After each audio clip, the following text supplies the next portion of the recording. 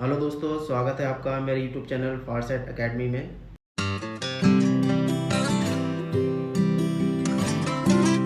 तो लास्ट हमने डिस्कस किया था रिसिप्ट वाउचर के बारे में। आज हम बात करेंगे कॉन्ट्रा एंट्री के बारे में।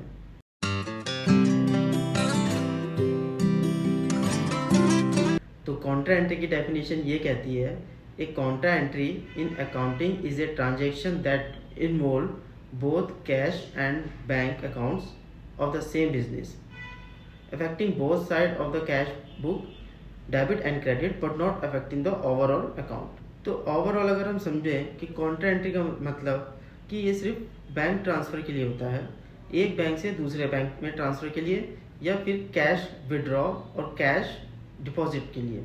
आइए इसको एक एग्जांपल के थ्रू समझते हैं। मैंने एक ट्रांजेक्शन ली है, bank transfer of 50,000 from IDFC bank to ICICI bank on 20 May 2025। इसका मतलब ये है कि एक कंपनी में दो बैंक अकाउंट है, जिसमें से एक है ICICI बैंक और दूसरा है IDFC बैंक। तो 50,000 जो है IDFC से ICICI में ट्रांसफ़र करे हैं सेम कंपनी के। तो इसकी एंट्री क्या होगी? इसकी एंट्री होगी कि ICICI बैंक के पास पैसा पहुंचा है, तो इसलिए हम इसको डेबिट करेंगे, और IDFC बैंक से अकाउंट से क्रेडिट हुआ है, तो इसको हम क्रेडिट करेंगे। देखिए, बैंक की लैंग्वेज में अगर हम समझें, अगर एक बैंक से अमाउंट विड्रॉ हुआ है या पैसा निकाला गया है, तो उसको हम अकाउंट को डेबिट बोलते हैं, बट हम बुक्स में उस चीज़ को क्रेडिट बोलते हैं।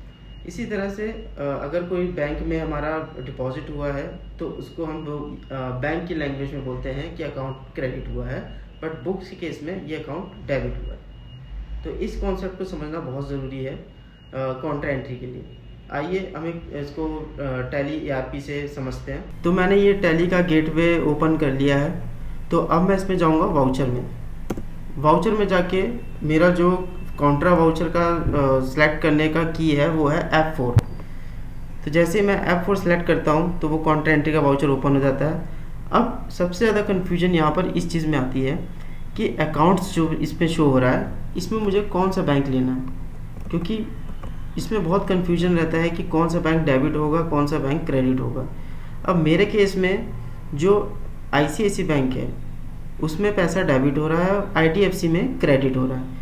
इसका मतलब ये है कि मैं वो बैंक लूँगा अकाउंट में, इस अकाउंट में वो बैंक लूँगा जो अमाउंट डेबिट हो रहा है, मतलब जिसमें पैसा जा रहा है। तो यहाँ पर मेरा किस में जा रहा है? ICICI बैंक में। तो यहाँ पर मैं लूँगा ICICI बैंक।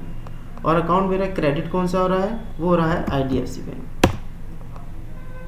तो जो भी अमाउंट यहाँ से क्रेडिट हो रहा है वो हमेशा पर्टिकुलर में आएगा, और जो अकाउंट में पैसा इन हो रहा है वो ऊपर आएगा। अब मैं लिखूंगा यहाँ पर वैल्यू 50,000। पेमेंट है ई फंड ट्रांसफ़र। यहाँ पर मैं बैंक की नरेशन डाल दूंगा, और अपना अगर कोई रिमार्क देना है तो वो भी मैं दे सकता हूँ। अब यहाँ पर मैं इसको कर देता हूँ सेव। आइए अब दूसरी एंट्री को भी समझ लेते हैं। दूसरी एंट्री जो मेरी है वो कैश डिपॉजिट है और 30,000 to ICICI bank on 20 May 2025। तो इसका मतलब ये है कि मेरा कैश डिपॉजिट हुआ है, इसका मतलब कैश बुक्स में मेरा कैश कम हुआ है, और ICICI बैंक में 30,000 ऐड हुआ है। तो बेसिकली नॉर्मली ICICI बैंक को मैं डेबिट करूँगा और कैश को क्रेडिट करूँगा। तो आइए इसकी एंट्री भी हम समझ लेते हैं। तो सिंपली अब मैं क्या करता हूँ, 20 मई मेरी डेट ऑलरेडी है, कॉन्ट्रा वाउचर ओपन हो रखा है। अब मुझे सिर्फ दो अकाउंट को अफेक्ट करना है। तो इसमें मेरे पास कैश जो है कम हुआ है, और ICICI बैंक में पैसा आया है। तो ICICI बैंक में जहाँ पर डेबिट होता है वो ऊपर आता है, और कैश अकाउंट को मैं इधर लूँगा क्योंकि कैश कम हुआ है। यहाँ पर मैं डालूँगा 30,000। ये मुझे बोल रहा है नेगेटिव कैश, क्योंकि कैश मेरे अकाउंट में है नहीं।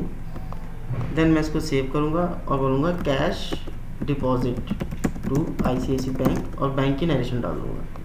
इस तरह से मैं एंट्री सेव कर दूँगा। तो कॉन्ट्रा एंट्री करना बहुत इजी है, बस कॉन्सेप्ट ये समझना है कि हमें किस अकाउंट को डेबिट करना है और किस अकाउंट को क्रेडिट करना है। तो गाइस, अगली वीडियो में हम समझेंगे सेल्स वाउचर, जो कि बहुत इंपॉर्टेंट है, क्योंकि इनवॉइस जो होता है हमारा मेन इनकम का सोर्स वही होता है, और इसमें बहुत से ऐसे पॉइंट्स होते हैं जो हमें एक एक पॉइंट्स को ध्यान रखना पड़ता है। तो नेक्स्ट वीडियो के लिए सब्सक्राइब करें मेरा चैनल। Thank you.